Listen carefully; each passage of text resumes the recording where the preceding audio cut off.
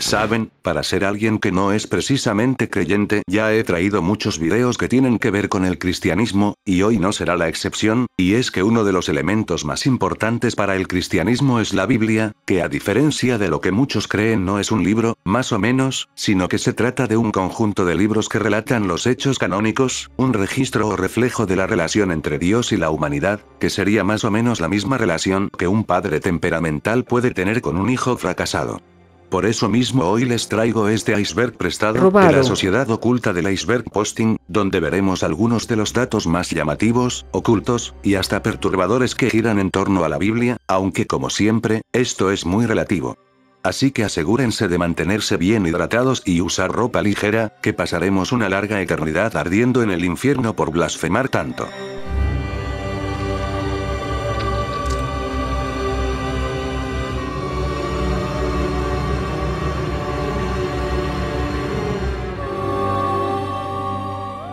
Libros perdidos. Me gustaría poder decir que hoy vamos a empezar tranquilos, pero nada más lejos de la realidad, ya que en los siglos posteriores a la muerte de Jesucristo hubo muchas iteraciones de la Biblia, con cada rama del cristianismo teniendo su propio conjunto de libros que consideran canónicos, pero aún así existen muchos otros libros de los cuales no se tiene mucho conocimiento al haber sido excluidos del canon bíblico. Uno de los libros perdidos más extraños es el Evangelio de la infancia de Tomás, que no es como que se centre mucho en Tomás, ya que detalla la vida de Jesús en la edad de entre 5 a 12 años, describiendo a Jesús como un niño precoz que llevaba las travesuras al siguiente nivel, como un relato donde maldice a un niño que se topa con él, por lo que el niño se marchita hasta volverse un cadáver. ¿Qué? Así como otro caso donde un niño tiró el agua que Jesús había recogido, por lo que él lo maldice para que el niño caiga muerto. Pero ¿desde cuándo Jesús tiene la capacidad de hacerte una insta-kill si así lo desea?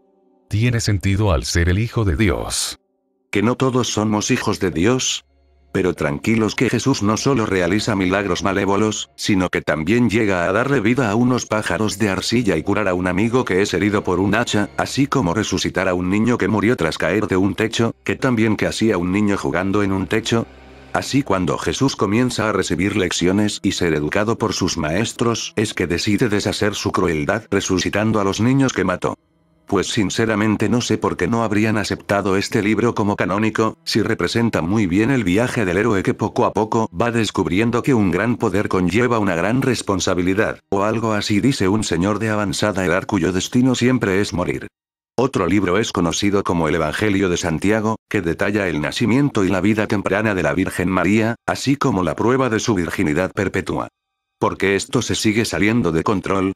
Pues aquí se dice que María fue enviada al templo a los 3 años, donde fue alimentada por ángeles hasta que a la edad de 12 años es puesta al cuidado de José, ya que los sacerdotes no querían que su sangre menstrual hiciera impuro el lugar, aunque no entiendo que sería más puro que la sangre que marca el inicio del ciclo donde la vida es posible, pero supongo que los sacerdotes no habrán jugado Bloodborne. Y puede que este libro no haya sido incluido en la Biblia principalmente por chocar con el canon, ya que aquí se describe a José como un anciano viudo con 2 hijos adultos y que no tiene ningún deseo sexual por María. Y menos mal, porque recordemos que tiene 12 años. Fanfic de Lilith. Lilith es una figura femenina que estuvo presente en las antiguas religiones mesopotámicas, y que se cree fue posteriormente adquirida por la mitología judía, siendo descrita como la primera esposa de Adán, quien fue creada al mismo tiempo y del mismo barro que él, y que según la tradición ella estaba en constante conflicto con su pareja porque se negaba a obedecerle a él y a Dios, por lo que finalmente escapó, por no decir que fue desterrada del jardín del Edén, prefiriendo así vivir con los demonios antes que volver con Adán o servir a Dios, por lo que se le ha dotado con características demoníacas, al no ser la madre de la humanidad a diferencia de Eva, que se supone fue creada de la misma carne de Adán para que le obedeciera, algo en lo que Dios no pensó muy bien porque de todas maneras ambos terminaron siendo desterrados, pero supongo que a estas alturas Dios ya debe estar acostumbrado a estar constantemente decepcionado de su propia creación. Pues toda esta historia de Lilith es considerada por algunos como poco más que un fanfic, ya que su existencia no es canónica en los textos bíblicos, ya que la única mención del nombre de Lilith en la Biblia se da en Isaías 34:14, en un pasaje que se traduce como: los gatos salvajes se juntarán con hienas y un sátiro llamará al otro. También allí reposará Lilith y en él encontrará descanso. Y como se trata de un término que tiene una única aparición, no se sabe si para el autor era un nombre propio o común, y si se trataba de una criatura sobrenatural o de una rapaz nocturna. E independientemente del canon, debo decir que esta vez estoy del lado de Lilith, más que nada por mi gusto por las mujeres demonio. Eres un sucio pervertido. ¿Y ahora qué hice? Años perdidos de Jesús. Esto hace referencia al período indocumentado de la vida de Jesús, ya que los evangelios canónicos nos meten un time skip con una laguna de 18 años entre la infancia de Jesús y el comienzo de su predicación en Nazaret, muchos años donde la gente se ha dedicado a teorizar que fue de Jesús en ese tiempo, ya que la Biblia no dice nada más de su vida en ese período. La suposición más común entre los cristianos es que Jesús simplemente vivió en Nazaret todo ese tiempo y que habría seguido los mismos pasos de su padre José al volverse carpintero también, quienes en esa época eran también constructores, por lo que fue carpintero, albañil, constructor e incluso pudo haber sido hasta herrero. Esta teoría quedaría corroborada por algunos de los primeros relatos en el Evangelio de Marcos al momento de que Jesús comenzó a enseñar en la sinagoga, sin embargo no hay nada confirmado. Más teorías dicen que Jesús tuvo una juventud llena de viajes, actuando como gurú y rodeándose de discípulos que abandonarían todo para seguirle, así como tener prolongados ayunos en el desierto, porque al parecer es divertido pasar hambre. También hay leyendas que mencionan que Jesús habría estado en la India, muy valiente de su parte hay que agregar, así como visitar el Tíbet, Grecia, Egipto, África e Italia, todo un trotamundos aparentemente, e incluso hay un pueblo en Japón donde afirman que Jesús estuvo viviendo en esos años, y que posteriormente regresó tras su resurrección para pasar el resto de su vida ahí, porque seguramente a Jesús le gustaban las monas chinas. Muy entendible la verdad. Milagros desconocidos. Algunos de estos milagros que no son ampliamente conocidos como la multiplicación de panes y peces por parte de Jesús, así como convertir el agua en vino, caminar por el agua o la resurrección de Lázaro, son milagros que no solo se pueden atribuir a Jesús, sino también a otros santos, como por ejemplo la curación del criado del centurión, porque no es como que curar al criado de un oficial romano sea muy interesante, aunque a pesar de ello los romanos quisieran crucificar a Jesús, o la curación de la mujer encorvada, quien era una mujer que estaba encorvada. Faltaría menos. También hay diversos milagros como sanación de enfermedades, el que posiblemente sea el milagro más extendido, favores concedidos y otras intervenciones divinas atribuidas a santos como el Papa Pío, que vaya nombres más raros eligen algunos papas, así como la vez que Jesús curó a un hombre que era sordo y tenía problemas del habla usando saliva y barro para hacer una pasta que aplicó en sus oídos y boca. Eso no suena muy higiénico. Se menciona que objetos como pañuelos o delantales que habían estado en contacto con Pablo podían ser usados para sanar a otros o para exorcizar en posesiones demoníacas, aunque no es el único milagro asociado a Pablo, pues el hecho de haber pasado de perseguidor de cristianos a un ferviente creyente también se considera un milagro, aunque también podríamos verlo como evolución de personaje, pero cada quien. La reina de Saba. La reina de Saba, o Sabá, como sea que les guste más, es quien presuntamente fue la reina del antiguo reino de los sabeos, un reino muy antiguo que según la arqueología se presume estaba localizado en lo que es actualmente Yemen, quien se menciona en la Biblia, viajó a Jerusalén para experimentar en persona la sabiduría del rey Salomón, viajando desde los confines de la tierra y llevando regalos de especias, oro y piedras preciosas, que no entiendo la obsesión de los reyes paganos por regalar cosas bien raras. Y es que su objetivo era poner a prueba la sabiduría del rey Salomón con preguntas difíciles, a lo que el rey respondió a todas con gran sabiduría, dejando a la reina de Sabá muy impresionada, dejándola tan fuera de sí, tanto con sus respuestas como con la exuberancia de su palacio y la organización de su reino. La historia termina con el reconocimiento por parte de la también llamada Reina del Sur, de que la sabiduría y prosperidad de Salomón superaban con creces todo lo que ella había oído, por lo que alabó al Dios de Israel por su amor eterno hacia su pueblo y por elegir a Salomón como rey, y tras intercambiar regalos la reina regresó a su país. ¿No les da la impresión de que esta historia se enfoca mucho en resaltar los atributos del rey Salomón? Y es que desde el punto de vista narrativo todo parece indicar que la anécdota del encuentro entre los dos monarcas se introdujo en la narración bíblica con el único objetivo de resaltar la asombrosa sabiduría del rey Salomón, aprovechando algunas narraciones que hablaban del reinado de una poderosa y bella mujer en las tierras lejanas del sur de Arabia. Si Salomón ya dejó de darse palmadas él mismo en la espalda, creo que ya podemos pasar al siguiente punto. ¿Dónde está Ofir? Ofir es una región mencionada en la Biblia y conocida por su riqueza, y de donde se cree que el rey Salomón, que volvemos con este señor, recibía cada 3 años un cargamento de oro, plata, sándalo, piedras preciosas, marfil, monos y pavos reales, estos últimos un poco porque sí, siendo así la fuente principal de los recursos que se utilizaron para la construcción del templo de Jerusalén. Pues como muchas otras cosas no se da mucha información del lugar, por lo que no se conoce con certeza su ubicación, aunque algunos estudiosos de la Biblia y arqueólogos sostienen que pudo haberse ubicado en lo que es actualmente Yemen, justamente donde también se pudo haber ubicado el reino de Sabá, lo que podría ser cierto considerando que su reina fue a ver al rey Salomón para asombrarse con sus excepcionales cualidades. Hay quienes proponen conexiones entre Eurasia y América antes de la llegada de Colón, y teorizan que Ofir pudo haberse localizado en el nuevo continente, más concretamente en Perú, aunque lo que hace más sentido es que Ofir se encontrara en la India como dicen algunos otros estudiosos, más que nada porque el sándalo y los pavos reales son originarios de ahí. Así que la humanidad ya traficaba con otras especies desde tiempos inmemorables. No te preocupes que también con su propia especie, tanto que ya hasta podría considerarse un deporte para las próximas Olimpiadas.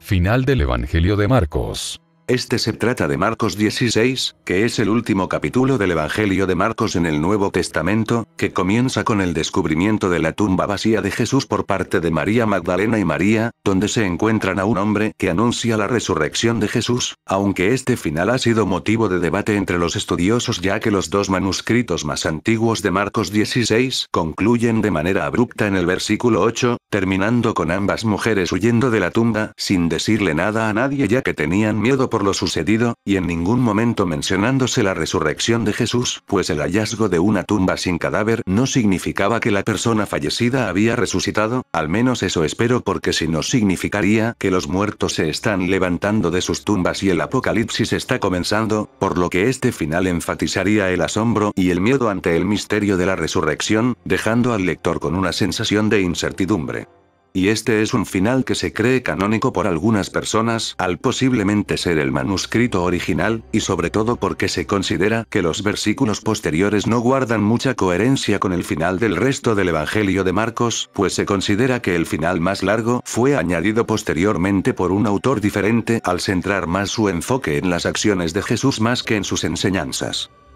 La fecha de nacimiento de Jesús. Actualmente la tradición cristiana celebra el nacimiento de Jesús el 25 de diciembre, pero se sabe que esta no es su verdadera fecha de nacimiento pues fue establecida posteriormente, quizás como una coincidencia con otras festividades paganas, lo que convirtió actualmente a la Navidad en una fiesta todo menos religiosa, centrada más en recibir regalos. Aunque no sé qué tenías que hacer para recibir regalos en Navidad, porque a mí jamás me regalaron nada. Y es que saber con exactitud la fecha de nacimiento de Jesús es muy complicado ya que no está claramente definida en los evangelios ni otras fuentes históricas, además de que los datos que se tienen son a menudo contradictorios e interpretados con una finalidad religiosa, ya que por ejemplo, los evangelistas Mateo y Lucas fechan su nacimiento en los días de Herodes el Grande, quien según registros romanos gobernó entre los años 37 al 4 a.C.,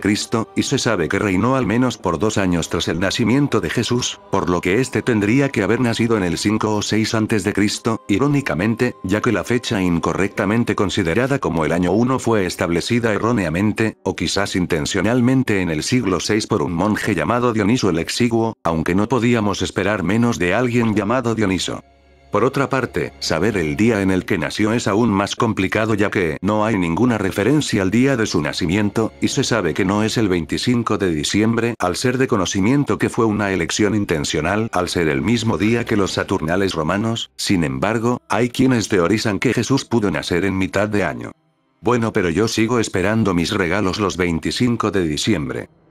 La maldición de la higuera. Este es uno de los milagros de Jesús que se incluyen en los evangelios de Marcos y Mateo, que cuenta como un día tras salir de Betania Jesús sintió hambre, y al ver una higuera muy frondosa, se acercó para ver si tenía frutos, pero al encontrar que solo tenía hojas, más que nada porque aún no era tiempo de los higos, Jesús terminó por maldecir a la higuera, exclamando que nadie volvería a comer de ahí, para al día siguiente notar que se había secado hasta la raíz.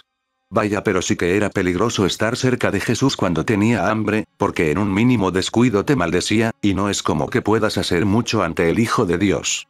¿Que no todos somos hijos de Dios? Es lo que ya te había dicho. Y por eso te lo estoy diciendo ahora. Pues este relato particularmente peculiar ha llamado la atención al generar diversas interpretaciones sobre su significado, siendo el principal un ejemplo de la omnipotencia divina y que quien tiene fe todo lo puede, y nosotros burlándonos de Bin Gasolina, ya que como menciona Jesús, si tienes fe en Dios incluso si le pides a un monte que se mueva y se arroje al mar, creyéndolo de todo corazón, obtendrás lo que deseas. ¿Esto no es un poco peligroso en las manos equivocadas? También hay otras interpretaciones, tomando al árbol como una metáfora de la nación judía, que tiene la apariencia externa de grandeza divina, pero no produce ninguna cosa para gloria de Dios. Desde cuando todo mundo se volvió antisemita. El diluvio y la glaciación. Estos son dos eventos que en un principio pueden dar la impresión de no estar relacionados, sin embargo tienen más cosas en común dependiendo de algunas interpretaciones y teorías. Ya que algunos creacionistas, que ya de por sí a alguien así no se le puede tomar muy en serio, creen que el diluvio universal narrado en el Génesis, que tampoco fue tan universal porque solo llovió aquí en la Tierra, o eso creo, fue un evento catastrófico de inundación global que proporcionó las condiciones para el inicio de la glaciación, ya que al cubrirse la Tierra con agua se alteró significativamente el clima, causando un enfriamiento global que dio inicio a la glaciación, ya que las aguas cálidas del diluvio habrían evaporado grandes cantidades de agua que luego se condensaron y cayeron en forma de nieve formando los glaciares. ¿Pero qué estoy escuchando? Si es que tiene más sentido que algún Pokémon se haya querido hacer el gracioso y hubiera comenzado a congelar el mundo. ¿Crees que haya sido algún Articuno con paisaje nevado, o que se haya tratado de un Chien-Pao? Ni siquiera voy a tratar de entender lo que estás diciendo. Pues si bien toda esta teoría no tiene sentido, hay algo que sí podría tenerlo, que el diluvio universal sea una consecuencia de la última glaciación. Ya que la subida de los mares que llegó a cubrir incluso montes no es algo exclusivo de la Biblia, sino que diversos relatos de pueblos mesoamericanos, tradiciones chinas, hindús y sumerías mencionan algo similar, porque si bien es impensable que alguien meta una hembra y un macho de cada especie en una miserable arca para que posteriormente repoblaran el planeta, ya que el incesto es el principal enemigo, en este caso el diluvio universal sería una alegoría para entender un nuevo comienzo tras un gran cataclismo. Más o menos. Ya que con las diferentes glaciaciones a lo largo de la historia, además de las subidas de temperatura posteriores, el nivel del mar ha ido cambiando constantemente, algunas veces de manera exagerada, como pasó en la última glaciación hace unos 20.000 años, donde el nivel del mar era de unos 130 metros más bajo que el actual, por lo que seguramente a muchos pueblos les tocó ver cómo lentamente el agua comenzaba a cubrir los montes, un relato que fue pasando de generación en generación hasta llegar a tener su propia interpretación en la Biblia. Entonces no hay Pokémon de por medio. El pecado de Sodoma. Sodoma junto con Gomorra, son dos antiguas ciudades mencionadas en la Biblia que habrían sido destruidas por una lluvia de azufre y fuego, víctimas de la ira divina por pecados que aún se debaten. Y es que el principal pecado que se menciona a la hora de hablar de Sodoma es que en la ciudad se practicaba la homosexualidad, dejando a Dios como si fuera homofóbico, que en parte sí, sin embargo no fue la única causa de su destrucción, pues fue una combinación de factores como la impiedad, la falta de hospitalidad, la dureza del corazón, lo que sea que eso signifique, y la opresión, ya que mientras afuera sufrían los pobres y los necesitados, los sodomitas eran opresores que acumulaban riquezas y rechazaban la hospitalidad hacia los extranjeros, siendo orgullosos, glotones y perezosos, que además no respetaban a Dios, solo para seguir acumulando puntos negativos. Pero lo que sin duda colmó la paciencia de Dios fue cuando dos ángeles visitaron la ciudad disfrazados de hombres, que se encontraron con Lot, pariente de Abraham, quien les rogó que permanecieran dentro de su casa, ya que durante la noche todos los varones de la ciudad, desde el más joven hasta el más viejo, rodearon la casa, queriendo realizar una violación homosexual en contra de los dos ángeles disfrazados de hombres, por lo que ambos procedieron a cegarlos a todos e instaron a Lot y a su familia a huir de la ciudad, porque la ira de Dios estaba a punto de derramar sobre la ciudad. Vaya, pero qué historias tan turbias puede llegar a tener la Biblia. Explicación de las 10 plagas. Estas son las 10 plagas de Egipto, que según los relatos del Éxodo, fueron una serie de calamidades que Dios envió sobre el antiguo Egipto para convencer, por no decir obligar, al faraón de liberar a los israelitas esclavizados, porque al parecer Dios ya se la tenía jurada a Egipto, porque se teoriza que ahí también habría estado Sodoma. Creo que con esto se nos da a entender que los egipcios eran gente mala. Pero ¿qué tan malos podían ser si solo se dedicaban a construir pirámides para matar el aburrimiento? Claro que sin mencionar la esclavitud, la desigualdad social y el uso de castigos corporales severos, pero eso no es relevante porque es lo que haría cualquier imperio o gobierno que se respete. No me voy a centrar mucho en mencionar cómo se fueron dando las plagas, principalmente porque todas se pueden resumir en Dios lanzando una plaga sobre Egipto para que el faraón liberara a los hermanos Moisés y Aarón, luego el faraón prometía liberarlos para que la plaga acabara y al final no cumplía su promesa, repitiendo el mismo ciclo muchas veces. La primer plaga fue convertir el agua de ríos, lagos y recipientes en sangre, que no sé qué obsesión tiene el cristianismo con transformar líquidos, siendo una posible explicación científica que la transformación del Nilo en sangre fue un fenómeno de contaminación que envenenaba el agua debido a un exceso de algas rojas. La segunda fue una plaga de ranas, que llevó a los egipcios a romper sus leyes religiosas al considerar sagradas las ranas, que pudo deberse al fenómeno llamado lluvia de ranas, que no es como que realmente lluevan, sino que se da en algunas ocasiones cuando una tormenta afecta el hábitat acuático y las ranas salen masivamente en busca de alimento. La tercera fue la plaga de mosquitos, piojos y pulgas, que pudo haberse dado porque los egipcios quizás no tenían la mejor higiene del mundo tras las dos plagas anteriores. La cuarta plaga fue de tábanos, una especie de moscas, que algunos expertos creen fue una reacción a las variaciones del clima que se produjeron en Egipto, mientras la quinta plaga fue la peste del ganado, que los científicos sugieren fue la peste bovina la que diezmó a los animales, que curiosamente es transmitida por las moscas y que pudo llegar de Asia a través de rutas comerciales, y ayudada a expandirse gracias a la poca higiene tras las demás plagas. La sexta plaga fueron las úlceras, que quizás hayan sido provocadas por los gases tóxicos liberados por el ganado en descomposición, o una simple proliferación de viruela, que es poco decir para la mala suerte que tenían los egipcios. La séptima plaga, que no parece mucho una plaga, fue la lluvia de granizo ígneo, por más contradictorio que esto suene, que según los estudios todo parece indicar que en la isla de Creta hubo una erupción volcánica, donde es probable que la ceniza volcánica haya sido arrastrada hasta la región, mezclándose con las tormentas eléctricas, formando una lluvia de hielo y materia volcánica. La octava fue la plaga de langostas, que como no podía ser de otra forma, habría sido provocada por las alteraciones climáticas de la erupción volcánica como el exceso de lluvia y la humedad que favorecieron la reproducción descontrolada de esos insectos, siendo la novena la plaga de las tinieblas, la cual de momento no tiene una respuesta definitiva, pero la tesis más aceptada es que pudo tratarse de un eclipse solar, ya que se tienen documentos de un fenómeno de este tipo sucedido en el 1223 a.C.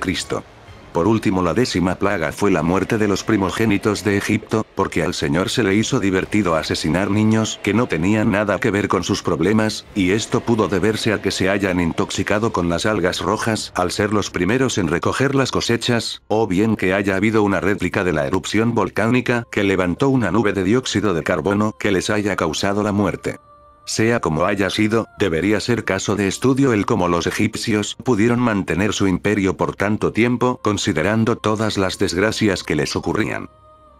El nombre de Dios. Dios suele recibir muchos títulos, como Dios Todopoderoso, Señor Soberano, aunque nunca había escuchado este término, y Creador de todo. Sin embargo, él mismo menciona en la Biblia que su nombre es Jehová, un nombre que se ha utilizado por siglos en el español. Sin embargo, algunos estudiosos prefieren que se le llame por el nombre Yahvé, ya que viene del nombre divino en hebreo que se representa mediante 4 letras a las que se les llama el tetragramatón, correspondiendo a 4 consonantes. Y es que al ser un nombre prohibido que no podía ser tomado en vano, pues de lo contrario el Señor no dejaría sin castigo a quien lo hiciera, y ya sabemos que Dios suele tomarse muy en serio las cosas. El tetragramatón no poseía vocales, pero solo una persona conocía el nombre con vocales y consonantes, el sumo sacerdote del templo, que solo podía mencionar dicho nombre una sola vez al año en el lugar santísimo. Por esto mismo es que muchas personas afirman que la verdadera pronunciación del nombre en hebreo se ha perdido, aunque otras fuentes aseguran que no es correcto y que la pronunciación es la que todo mundo conoce, Yahvé, principalmente por la vocal de la primera sílaba del nombre, aunque es probable que no, ya que de ser así ya nos hubiera caído una lluvia de meteoritos de fuego por andar pronunciando el nombre de Dios en vano solo para intentar hacer un poco más interesante este video. La bruja de Endor. Para empezar con esta historia tenemos que ir al primer libro de Samuel, donde se nos cuenta cómo Saúl, el primer rey de Israel, estaba a punto de comenzar una guerra contra los filisteos, y al verlos se llenó de terror por lo que buscó recibir los consejos de Dios, quien no le respondió de ninguna manera, ni presentándosele en sueños ni a través de los profetas, un silencio consecuencia de la desobediencia de Saúl contra Dios, ya que éste se había negado a exterminar el pueblo de Amalek por pedido de Dios, algo que tiene sentido, pues si Dios tenía problemas con ese pueblo él mismo podía hacerlo desaparecer en lugar de mandar a alguien más a hacer el trabajo, pero aún así Dios decidió alejarse de él. Ante su desesperación de no saber qué hacer, que hasta es posible que Dios haya convencido a los filisteos de prepararse para la guerra como represalia en contra del rey Saúl, es que éste envió a sus sirvientes a buscar un medium que adivinara lo que sucedería en batalla, ya que anteriormente había expulsado a todos los mediums y espiritistas de Israel. Sus sirvientes encontraron a una medium en el pueblo de Endor, con quien Saúl se reunió disfrazado, más que nada para no tener problemas con quienes antes había exiliado, pidiéndole hablar con el profeta Samuel para tener su consejo, pero al verlo se dio cuenta que ese hombre era Saúl. A pesar de sentirse traicionada, la medium fue tranquilizada y continuó, enterándose de Samuel que la razón por la cual Dios no le respondía a Saúl es porque se había alejado de él y se había vuelto su enemigo, pues Dios ya estaba por entregarle Israel a los filisteos, una batalla donde Saúl y sus hijos morirían para reunirse con él, cosa que terminó sucediendo, porque lo mejor que puedes hacer es no tener problemas con un Dios todopoderoso, aunque eso debería ser de conocimiento general. ¿Y dónde queda la relevancia de la bruja de Endor si este relato solo se enfocó en un dios resentido? Pues que hay teólogos que se preguntan si la bruja de Endor, que realmente no era una bruja porque ese término se popularizó hasta el siglo XVI, habría invocado no al espíritu de Samuel, sino a un demonio, engañando así al rey Saúl. Los demonios tienen mejores cosas que hacer que andar engañando reyes que de igual forma serán asesinados por desacato a su dios. Ubicación del arca. Hablamos del Arca de la Alianza, uno de los artefactos religiosos más importantes que hayan existido, aunque no tan importantes si los autores de la Biblia emplearon más de 20 expresiones diferentes para referirse a ella, como Arca del Testimonio, Arca del Convenio o Arca de Yahvé, pero eso sí, nos queda muy claro que se trataba de un arca. Pues según la descripción que se puede encontrar en la Biblia, se trata de un cofre de madera cubierto de oro que según el libro del Éxodo contenía las 2 tablas de piedra de los 10 mandamientos que Dios entregó a Moisés en el monte Sinaí, aunque los nazis creían que dentro habría algo que los volvería invencibles, pero como a los nazis les salió mal todo lo relacionado con el ocultismo no les haremos mucho caso. Y es que su rastro histórico se pierde hace 2600 años en Jerusalén, ya que este estuvo custodiado en el templo de Jerusalén construido por el rey Salomón, construido por él entre comillas porque dudo que siquiera se haya esforzado en colocar una sola piedra. El muy intelectual, aunque no tan inteligente si no pudo prever que los babilonios destruirían y saquearían el templo. A pesar de eso no hay ninguna mención de que el arca haya sido llevada a Babilonia ni figura en las listas de los objetos saqueados, supongo que porque llevarse una gran caja cubierta de oro no debe ser muy fácil, además de que tampoco se menciona que haya sido devuelta ni que se reemplazara por otra, y no se sabe en qué momento desapareció ni bajo qué circunstancias, siendo hasta el día de hoy un misterio su ubicación, aunque existen varias teorías al respecto. Literatura apócrifa. ¿Eres un idiota? ¿Dónde están las teorías de su ubicación? Perdón. Algunas personas mencionan que podría estar ubicada en Jordania, que esté resguardada en una iglesia en Etiopía llevada ahí por el hijo que Salomón tuvo con la reina de Sabá, que nunca se nos mencionó que tuvieran un hijo, o que incluso podría estar oculta en un túnel secreto excavado bajo el templo de Jerusalén, y hasta hay quienes creen que haya podido regresar a su lugar de origen y que se encuentra en el monte Sinaí. Sin embargo no hay nada confirmado y hasta día de hoy la búsqueda continúa. Aunque si en más de 2000 años no la han encontrado, dudo que algún día lo hagan, casi como si alguien se hubiera inventado este relato para presumir de los objetos valiosos que supuestamente poseía. 666. Este es conocido como el número de la bestia que aparece en Apocalipsis, que además está estrechamente relacionado con el diablo, especialmente hablando de la cultura popular y la tradición cristiana. En la mayoría de manuscritos del Nuevo Testamento se representa a dicho número como el 666, aunque en el manuscrito más antiguo conservado de Apocalipsis lo menciona como el 616, por lo que cualquier forma es válida para referirse a la bestia. Eso creo. Mejor no juegues con fuerzas que escapan a nuestro entendimiento. Te preocupas demasiado. Y es que en el último libro de la Biblia se habla de una bestia de 7 cabezas y 10 cuernos, y no estoy del todo seguro cómo se distribuyen los cuernos en las cabezas, que sale del mar y lleva un nombre en forma de número, el 666, un número que indica un fracaso total ante Dios, ya que a diferencia del número 7, que representa una idea de plenitud o perfección, el número 6 que lo antecede representa algo incompleto o imperfecto desde la perspectiva divina, y que suele representar a los enemigos de Dios, enemigos que él mismo creó por cierto. El 6 se repite 3 veces para dar más énfasis, que hubieran hecho la broma completa y haberle colocado 6 seises, por lo que el nombre 666 deja muy claro que para Dios los sistemas políticos son un fracaso total ya que ningún gobierno ha conseguido verdadera paz y seguridad, cosa que es cierta, algo que solo el reino de Dios logrará. Pues la verdad no estoy tan seguro, considerando que muchas veces el reino de Dios ha tratado de conseguir una supuesta paz por medio de la fuerza, algo que es imposible, o algo así están diciendo últimamente con todo el caos que está sucediendo en Oriente Próximo, para variar. Qué bueno que te detuviste hasta ahí. ¿Por qué lo dices? Porque ya van 4 veces que se menciona el 666.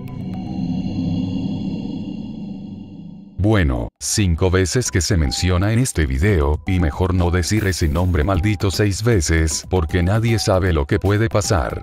Es solo un miserable nombre compuesto por números, no pasaría nada si mencionamos 6 veces el 666. ¿Por qué siempre tienes que arruinar todo?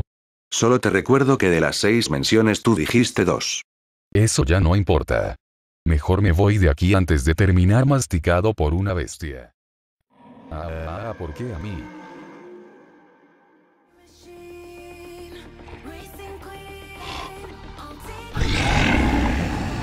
Vaya. Con que así se distribuyen los cuernos. Creo que este pequeño contratiempo no nos permitirá continuar con el video. Continuará. Listo, ya puedes dejar de perder el tiempo y continuar con el video. Pues no, la verdad es que no tengo ganas.